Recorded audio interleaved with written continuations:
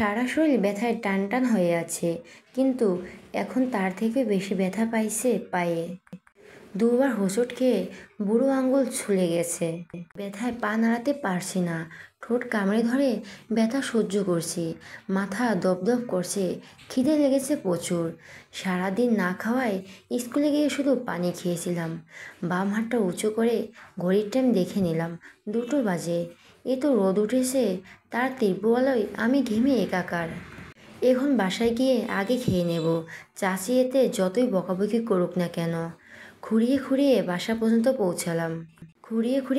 পর্যন্ত পৌঁছালাম। আস্তে আস্তে 3টা বেজে গেছে। ভেতরে এসে সোজা নিজের রুমে চলে গেলাম, কাউকে দেখলাম না। ড্রেস চেঞ্জ করে চোখে মুখে পানি দিয়ে বের হতেই দেখা লতার। ও আমার কাছে এসে দাঁড়ালো। সবাই কই? লতার দিকে তাকিয়ে বললাম। তারপর বিছানায় বসে পায়ের ব্যথার পাওয়ার স্থান দেখতে লাগলাম। সবাই খেয়ে গেল, রুমে আছে, চল খেয়ে নেই, সকালে তো খেলি না। এই তোর পায়ে কি হয়েছে? বলতে বলতে এগিয়ে এলো। এ মা, এ কি করে? আমি মাথা উঁচু করে বললাম, হোঁচট খাইছি আসার সময়। লতা ব্যথিত মুখে বলল, কি করে? হেঁটে এসেছিস? আমি ছোট করে হু বলে উঠে দাঁড়ালাম। লতা দুঃখ প্রকাশ করে বলল, ইস কি অবস্থা, উঠছিস কেন তুই? আমি এখানেই দিয়ে যাবো নে, বসে থাক। না দরকার নাই, চাচি জানতে পারলে খবর আছে, চলো। লতা আর কিছু বলল না। দুজনে খেতে বসেছে। ইলিশ মাছ রান্না করেছে, কিন্তু মাছ আছে একটা, কে খাবো? লতা আমাকে খেতে বলল, কারণ আমি ইলিশ অনেক পছন্দ তাই। কিন্তু লতার দিকে তাকিয়ে খেতে পারলাম না, ওকে দিয়ে দিলাম। ডাল নিয়ে খেতে বসেছি, একটু গোস্ত নিয়েছি, বলতে 1 পিস, তখন যন্ত্রণা করেছে। ওহ, আঙুল যে কাটা। আমার ঠোঁট কামড়ে ধরে ব্যথা সহ্য করছি, খেতেও লেগেছে। আবার এই ব্যথা অনেক কষ্ট করে খাচ্ছি। তখন চাচি এসে উপস্থিত। জ্বালা পোড়া হাত নিয়ে খাচ্ছিলাম, তখন চাচি এসে বলল, এসেই গিলতে বসেছিস?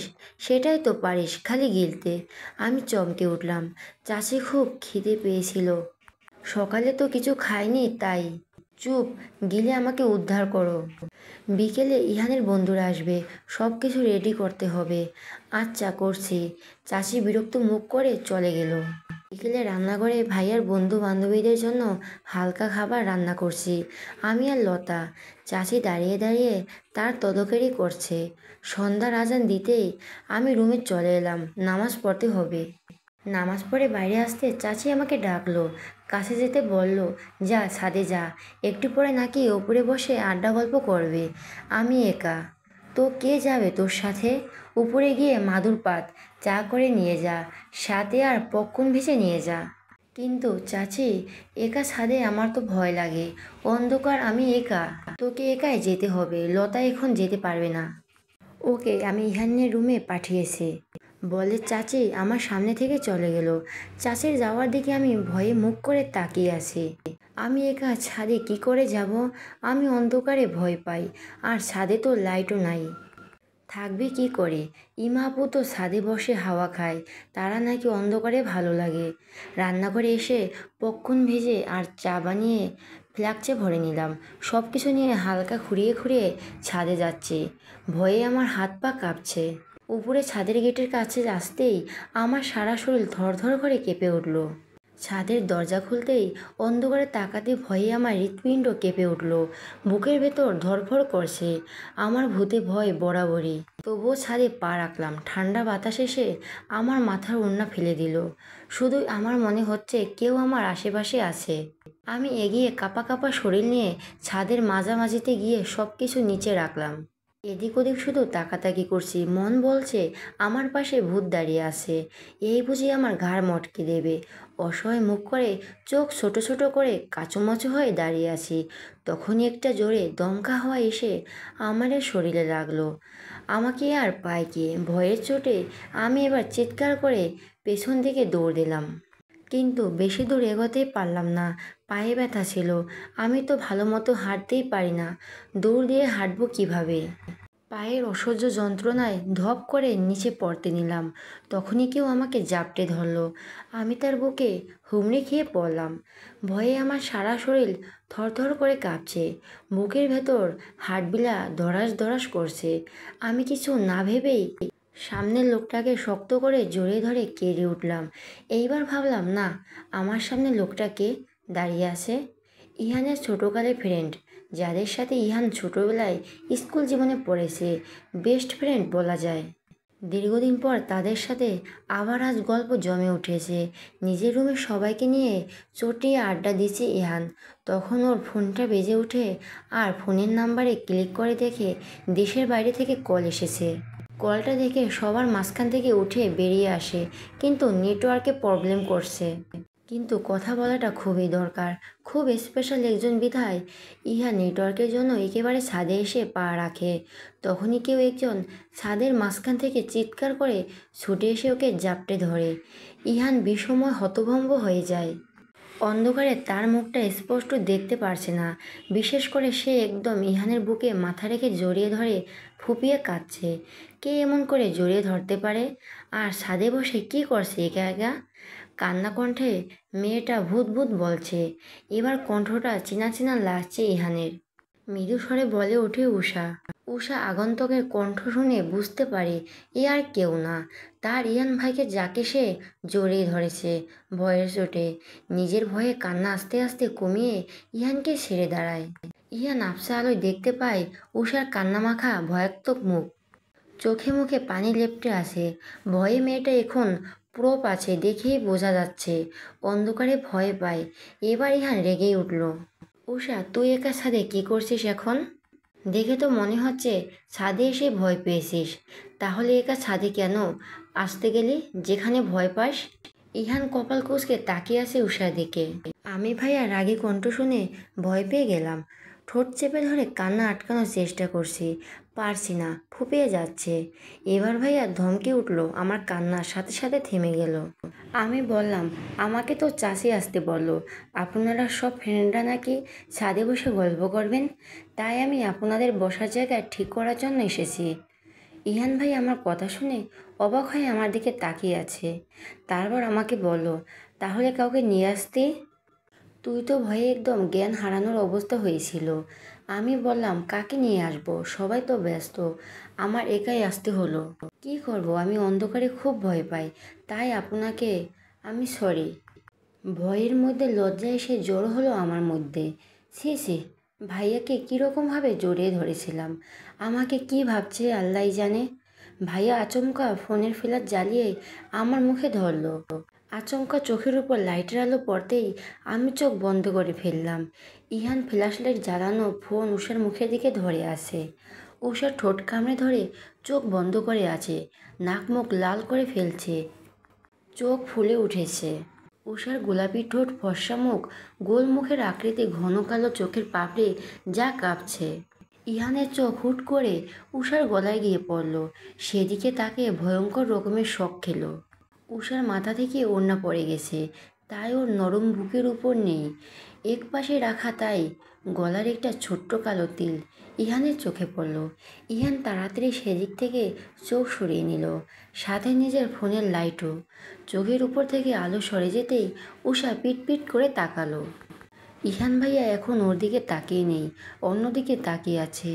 অন্যদিকে তাকিয়ে থেকে ইহান ভাইয়া বলল, চল, আমি লাইট ধরছি, তুই সব ঠিক কর।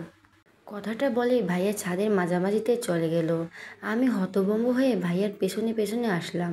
সব কিছুর মাঝে ইহান নিজের ফোনটা রিসিভ করতে ভুলে গেছে। আরও সাত থেকেও ফোন দেওয়া অফ হয়ে গেছে। কি হলো, দাঁড়িয়ে আছিস কেন?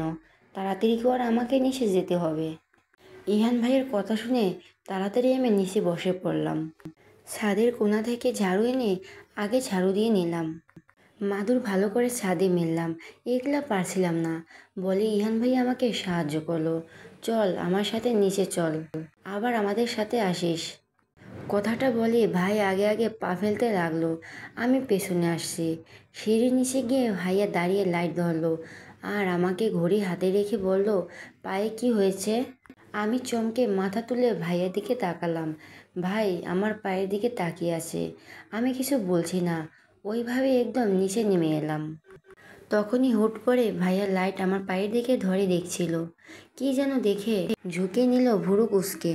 আমি ভাইয়াকে মাথা ঝুঁকতে দেখে তাড়াতাড়ি সিঁড়ির উপরে উঠে দাঁড়ালাম হকচকিয়ে। পায়ের এই অবস্থা কিভাবে হলো তোর? আমি কি বলবো ভেবে পাচ্ছি না। আমতা আমতা করে বললাম, স্কুল থেকে আসার সময় হোঁচট খেয়ে ব্যথা পেয়েছি। ভাইয়া বলল, হোঁচট খেলি কেন? তুই কি হেঁটে আসিস নাকি? গাড়িতে আসলে হোঁচট খেলে কোথায়? হাঁটার জায়গা তো শুধু বাসার গেট আর স্কুলের মাঠ। আমি মাথা নিচু করে আসি। আমি যে হেঁটে এসেছি সেটা বলতে পারছি না। ভাইয়া কিছু না বলে আমাকে নিয়ে নিচে নেমে এলো। আমি নিচে আসি, সবাই ছাদে চলে গেছে। তখনই ইমা আপু এসে আমাকে জোর করে ধরে ছাদে নিয়ে এলো। আমাকে ঘুরিয়ে হাঁটতে দেখে বুঝতে পেরেছে আমি হেঁটে এসেছি স্কুল থেকে। তার জন্য আমাকে বকলো, সাথে এটাও বললো টাকা না থাকলে আমার থেকে নিয়ে যেতি। আমি আপুর সাথে ছাদে এসে দাঁড়ালাম। সবাই গোল হয়ে জড়ো হয়ে বসে আছে, কি যেন বলে হাসাহাসি করছে। ইহান ভাইয়া তাদের মাঝখানে আছে। অবসাদে আসতেই ইহান বয়ফ্রেন্ডের মধ্যে কে যেন আপুকে দেখতে আসলো। তার উত্তরে হাসতে হাসতে তাদের পাশে গিয়ে বসলো। আমি ছাদের দরজায় দাঁড়িয়ে তাদের দিকে তাকিয়ে আছি। খুশিতে আমার চোখ দুটো ঝলমল করছে। কত ফ্রেন্ড ভাইয়ার। আমার যদি এত ফ্রেন্ড থাকতো। আমার মনে আছে যখন আমি অনেক ছোট ছিলাম তখন আমার অনেক ফ্রেন্ড ছিল। যখন আমি পেলেতে পড়তাম আম্মুর সাথে স্কুলে যেতাম, কত ফ্রেন্ড ছিল আমার। সবাই কত ভালোবাসতো আমাকে। আর এখন আমার একটাও ফ্রেন্ড নেই। ক্লাসে কেউ আমাকে ফ্রেন্ড বানায় না। আজ আমার বাবা মা বেঁচে থাকলে আমি এমন হাসি খুশি থাকতাম। ইমা ইলাপুর মতো এত কাজ করতে হতো না। অনেক ফ্রেন্ড থাকতো, তাদের সাথে ঘুরতে যেতাম, ফুচকা খেতাম, তারপর আড্ডা দিতাম। আব্বু আম্মুর সাথে টেবিলে বসে আমার ফেভারিট খাবার খেতাম। আম্মু আমাকে খাইয়ে দিত।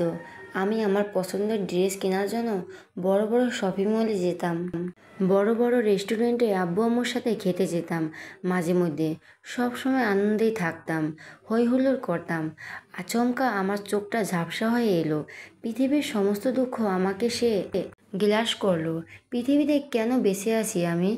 আমাকে তো কেউ ভালোবাসে না, কেউ আমার জন্য ভাবে না, কেউ আমাকে একটুও যত্ন করে না, কেউ আমার দুঃখে দুঃখ পায় না, কেউ আমার আঘাতে চোখের জল ফেলে না, কেউ আমার আনন্দে আনন্দিত হয় না, কেউ আমাকে মন প্রাণ উজাড় করে ভালোবাসে না।